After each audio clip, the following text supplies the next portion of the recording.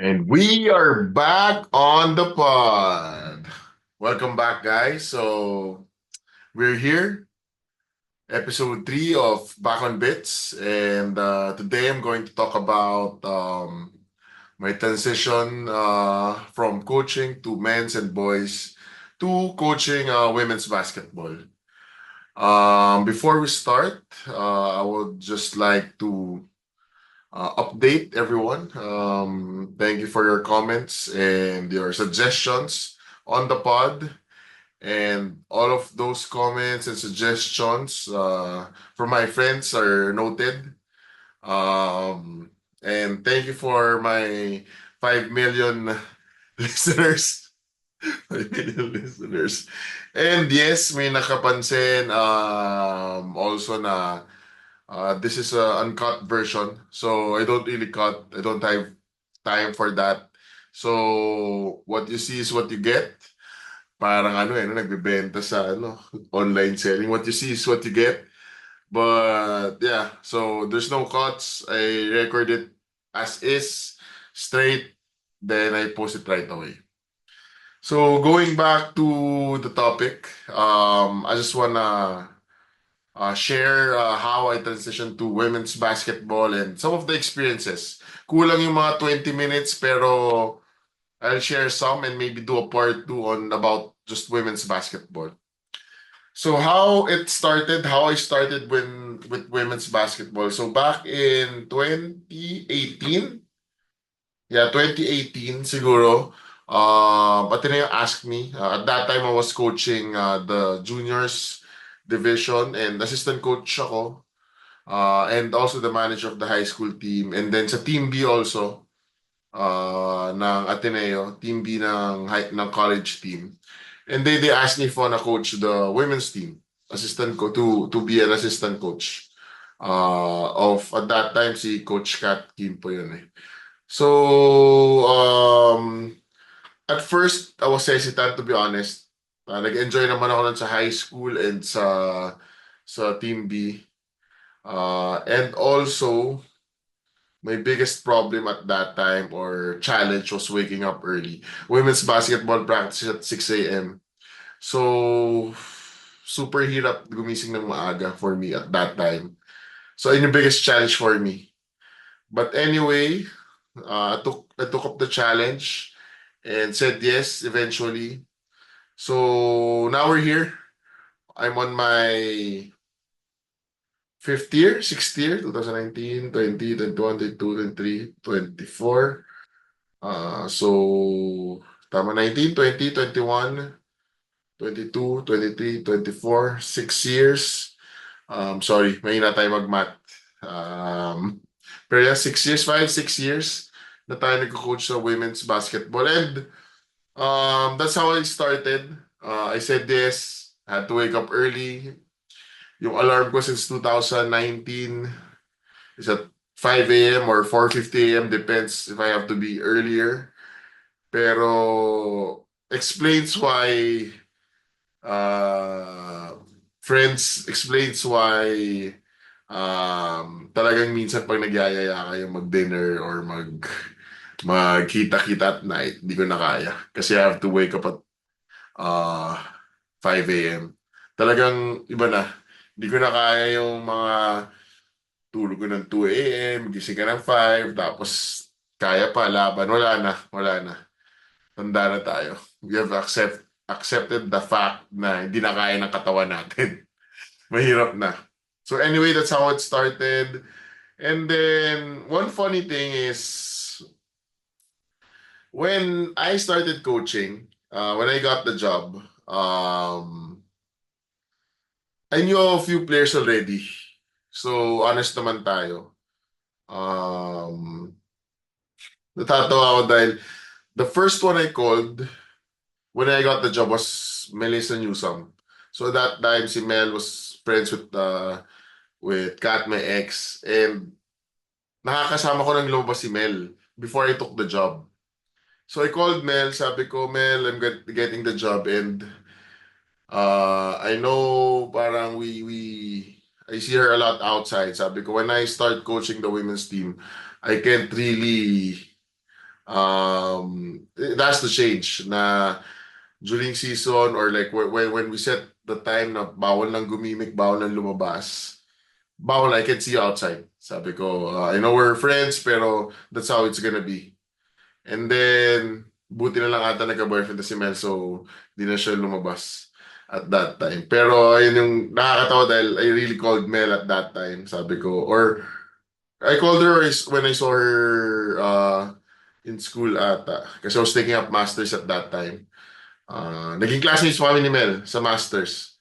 I remember. Baka dun ko nga sinabi. Pero I know I called Mel or told Mel right away.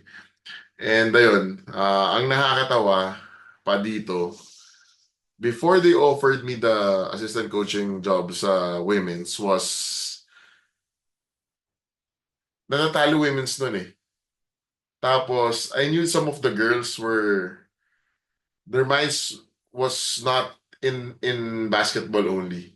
Uh, kasi nagma-masters ako that time and then um ma-masters ako. So masters was like 5 to 8 or 6 to 9. And then some of my friends asked me to have dinner or a bottle or two sa Katipunan. So pauwi na ako ng mga 10 or 11 kasi natatapos class ko ng 9 or 8. Tapos 10 or 11 pauwi na ako.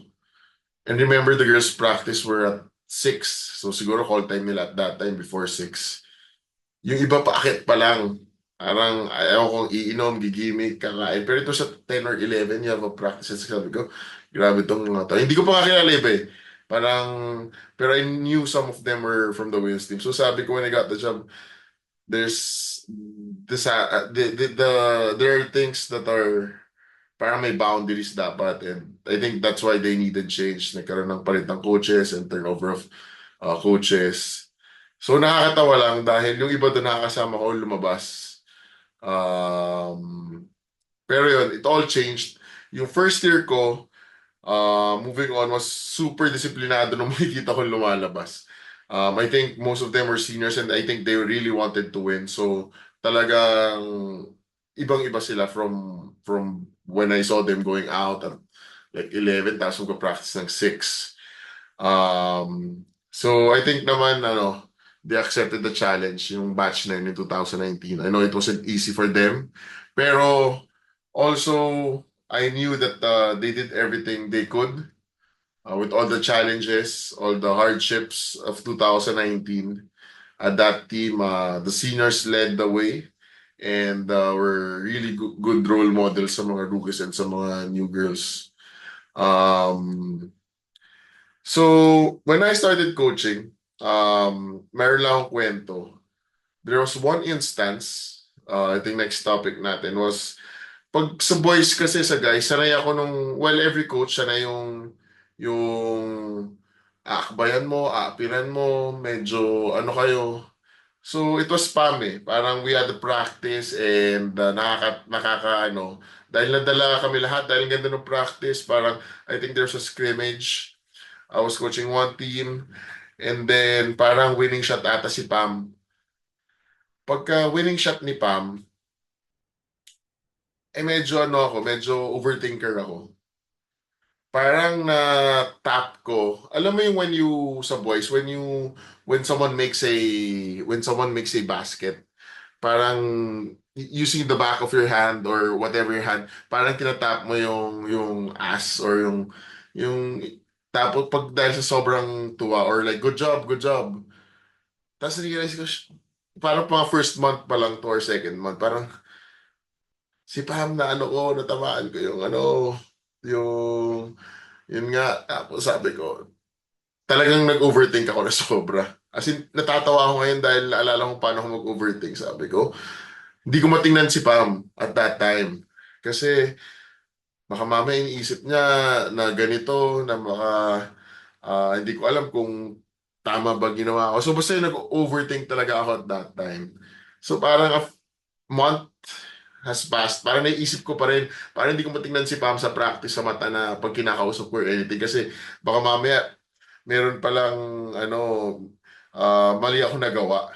Eventually, I think it was Jazz. Tinanong ko si Jazz. Hindi ko na kinaya. Jazz parang hindi ko sure kung kung mali ba ginawa ko, ganyan. Tapos sabi ni, tawa ng tawa si Jazz when yung kinuwento ko yung nangyari.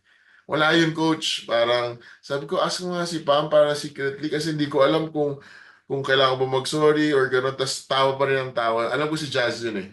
Tumatawa. Sabi niya, wala, hindi niya na nga maalala. So yun, medyo nagkaroon ako ng peace of mind.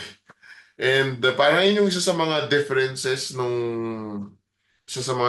nung we're coaching boys and girls. Parang you make sure na may boundaries, parang yung ibang mga actions mo, you have to be on your guard. Especially if you're a guy coach. Overthinker pa naman ako, so talagang parang anong-ano yung utak ko. Sabi ko, mali ata to, mali. Or baka mamaya galit sa akin si Pa, mamaya ganito. So eventually na-clear. So at least nagkaroon ako peace of mind after a week. Kasi talagang medyo na ako napapraning ako that time. So moving on, I think when you start coaching uh, a women's team, medyo, hindi pala medyo, kasi aminado sila na the team is very emotional. I think one of the players, was it Jazz, who told me, Coach, sabi niya sa akin, Coach, parang when I was coming back, parang, Coach, okay lang ba sa'yo? Parang, may 16 ka na naman na girlfriend na very emotional. Parang natawa ako dahil sinasabi niya na aminado naman sila na there are mood swings, there are times na parang talagang madadala ka sa emotion. Parang more than how the physical na pagod, minsan emotional eh. It's a battle of emotions when you coach women's team eh. Ibang approach when I started coaching sa boys tapos sa girls eh. Um, Hindi mo pwedeng labanan for me personally, personal experience ko, hindi mo pwedeng labanan ng pag mainit yung ulo ng girls, mainit rin yung ulo mo. Kundi magka-clash talaga kayo. Um, Natatawa lang ako dun sa example na parang meron kang 16 na girlfriend na moody, or there are times na talagang parang ibang tao yung nagpa-practice dahil sa uh, mood nila that day. And I think it was our PT who told me na usually when girls, you have to confirm if someone's listening na who's around the girls basketball team, na when there's a team, parang sabay-sabay rin, parang nagsisink in yung when's the time of the month, yung period ng girls ata. Someone told me this PT ata nagsabi. So minsan may times parang lahat very emotional, uh, moody, or parang talagang ibang tao. Parang alam mo yun, gets yun eh. Gets yun pag nag-coach ka, parang there are days na talagang ibang-iba yung I think your hormones. And please correct me if I'm wrong, pero parang I remember one PT told me about it, na minsan nagsisink in yung period ng girls pag may nasa isang team setup ka. Um, pero what I loved about coaching the women's basketball talaga is they're very good listeners. Talagang makikinig sila, tsaka susunod sila sa mga tinuturo mo. Parang very grateful sila pag nagtuturo ka. And most of them, or if not all, are really coachable. Um, when you teach skills, when you teach something, they do it to the point na minsan sumusobra na. What I mean is kulang na sa diskarte. Kasi sabi ni coach, kumat ako eh. So kakat yan kahit anong mangyari. Minsan kahit hindi libre yung lane, pag sinabing kumat, kakat yan. Pag sinabing tingnan mo muna, wag kang shoot, tingin ka muna dito, hindi yan shoot kahit libre na. Kasi talagang very good listeners tsaka very good followers. Um, hindi compared sa mga boys minsan tsaka sa men's, talagang pag tinuruan mo minsan parang hindi, may sarili akong way. Not all pero ang layo nung how girls or women's follow and listen to the coaches. Kahit minsan ayaw nilang gawin yan, talagang susundan ka pa rin sa mga tinuturo mo. Um, Nagsulat na ako ng konting outline para medyo meron tayong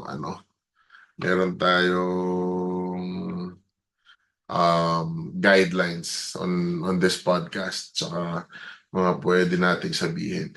So ayun, na-mention ko na very, very, sila, yung girls, they really follow sa mga ng coaches. Tsaka nakakatuwa.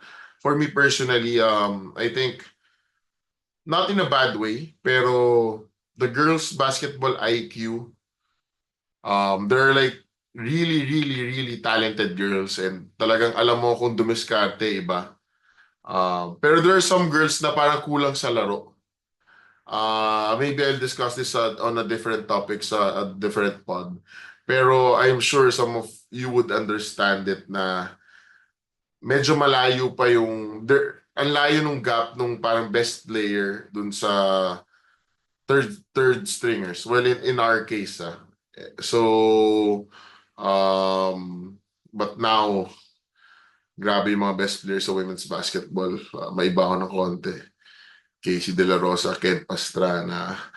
Those girls are different. Like every team now, parang ibang-iba talaga. Maiba ako sa UAP. I'm talking about UAP basketball since UAP. Iba, ang taas na ng level ng girls now. UAP basketball. If you have the time, please watch. Not just Ateneo, pero all the basketball games. Ganda ng mga games. So going back, yung girls parang kailangan honest ka when you talk to them. And dapat may reason ka. You have to explain to them kung bakit to ginagawa. Coach, ano tong play na to? Coach, bakit mo pinapagawa to? And once you do that, they would really fully do do it dahil na-explain mo ng maayos. Dahil alam na yung reason on why we are doing this drill, why we are doing this play, why I have to shoot, why I have to box out, why I have to cut. Tapos nung gumabuy-in sila. Ayun yung na-realize ko sa women's basketball.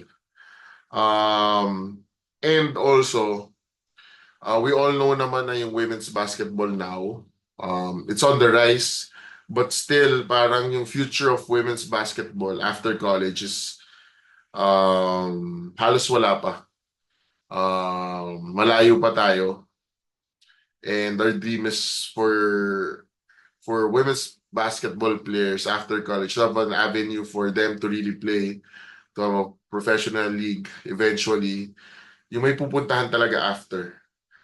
Pero kaya hanga ako sa girls dahil most of these girls are playing sa college knowing na after this mag-work na ako. Especially with the girls I handled. The most of the things I'm talking about is about Ateneo since doon naman ako nag-coach talaga. Imagine after college, alam na nilang mag-work sila, not even play basketball anymore. And they still wake up every day at 4:30 to go to training.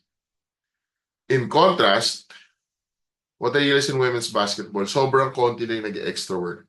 And that may be related to what I said. Parang konting-konti lang talaga nag-extra work na girls unless you really tell them na or halika extra tayo. Parang do extra after practice. Kahit sabihin mo now, parang not really a lot of girls do extra.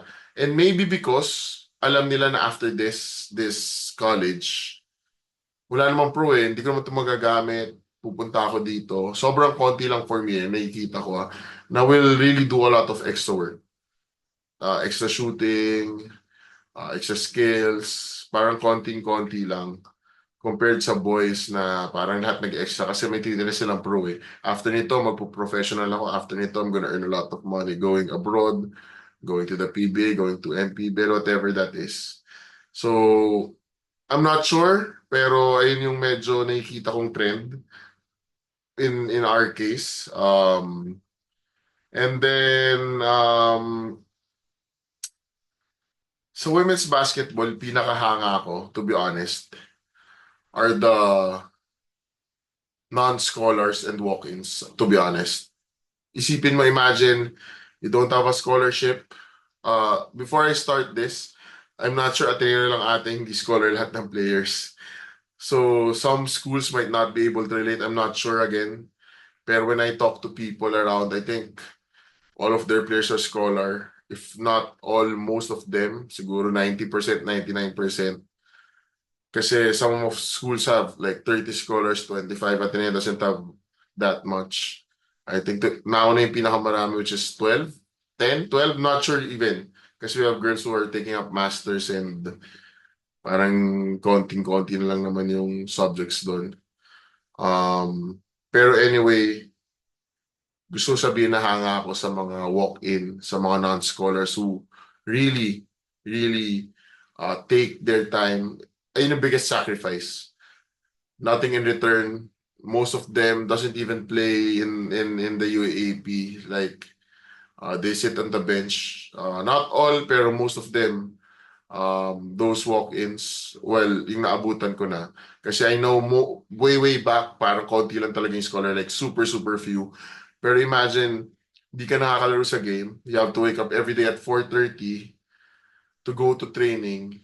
Tapos, masisigawan ka pa minsan ng coach. Tapos di ka, tapos na-bench hindi ka maglalaro. Pero they keep showing up. That's dedication. That's another level of sacrifice. Kasi pag may scholarship ka, parang alam mo yun na ipinaglalaban mo yung scholarship. So I really have to wake up. Ito wala eh. You have to motivate yourself. Yung goal mo, yung drive mo, comes from you. Doesn't come from anything else. Kaya super hanga ako sa mga non-scholars and walk-ins na part ng team. Ibang level yon. And na-realize ko since UAP second round before I end this pod, when you're coaching women's basketball, you can play fire with fire talaga eh. When the emotions are high, hindi mo pwedeng sabayan. Kailangan know when to shout at them. Pero hindi masyado gumagana yung mga sisigaw, parang mainit ulit, sisigaw.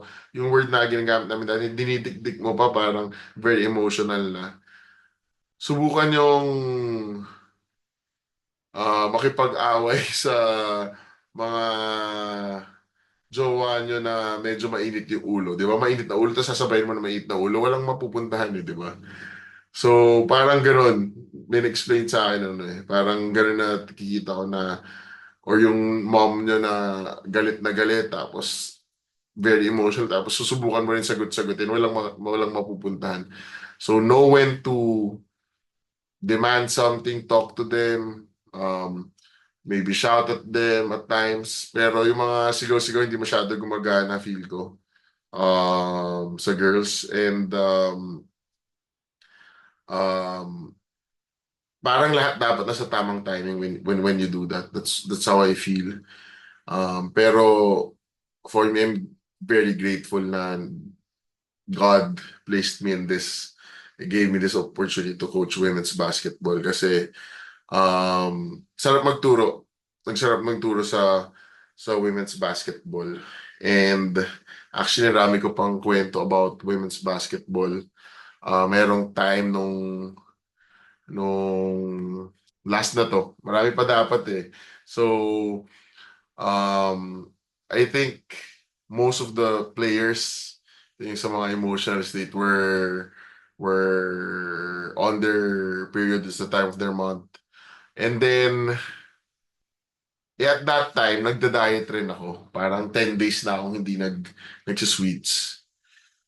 And the girls know, una-una, papasalamat kay Coach Ellie giving me the opportunity to be an assistant coach pero gives me so much leeway, not leeway, give me so much responsibility, accountability sa team. Para kaming nagko-coach, co-head coach, parang, sige, ikaw bahala dyan. Pag meron siyang important na gagawin or emergency, ito yung gusto ko lang mangyari, ko na bahala sa practice. So one time, ako yung nagpa-practice. I think it was my 10th day na hindi ako nag-sweets. So medyo ano ako, parang hindi malungkot. Alam yung pag hindi ka nag-sweets, parang ano ka na, medyo emo ka na or medyo down ka na. And then yung girls na medyo sa time of the month nga, ang init rin ng ulo nila. So tapos ako mainit rin ulo ko. Tapos for some reason, yung starters namin that time, parang gusto mag-away-away, tapos ang gulo, tapos talagang nagdadabog lahat at that time. Usually super patient ako. The girls know this, di ako nagagalit. I rarely shout. Hindi ko kinaya that time. Pinauwi ko sila sabay-sabay. At that point, sabi ko, uwe! Uwe! Tapos ang nakakatawa, yung players last year, maalala to eh. Nag-huddle sila kasi naramdaman nila na parang may sumuntok ng bola. Kaya hindi ko na kinaya, pinauwi ko eh. Pinatakbo ko muna, tapos pinauwi ko. And I rarely do that. Parang very patient ako sa mga ganyan eh. Huddle sila. Tapos lumapit sila, ano. Sabi ko, bakit? Sabi ko, uwi na. Coach, sorry, ganyan-ganyan. Tapos I asked them, ba't kayo sorry? Ano ba problema? Ano nangyari? Then walang sumagot. Walang sumagot, sabi ko ulit, uwi! So pinauwi ko na sila. Natatawa ako ngayon dahil it wasn't me. Parang hindi ako ganun eh. Pero at that time, parang nadala rin ako ng emotions. And parang nag-clash lahat ng emotions na dapat hindi nangyayari. Pero tawang-tawa ako sa kwento dahil nangyayari sa akin yun nung high school eh. May time na 3 beses ako pinauwi ni Coach Mike. Pero anyway, I'm talking too much. And again, this is episode 3. On my transition when I started coaching women's basketball. Definitely there's a part 2 on women's basketball lang. Or a different topic solely focused on women's basketball. Hanap tayo ng magsasalita with us. Baka pwede natin interview to put inputs or one of the players. Let's see. And please let me know kung may mga, like I mentioned earlier, na-mention akong mali or tama ba yung mga tingin ko na mga sinabi ko or kung meron kayong dagdag. And if you have suggestions na topics, please let me know, friends. And that's about it. Masyado na itong matagal. Peace out.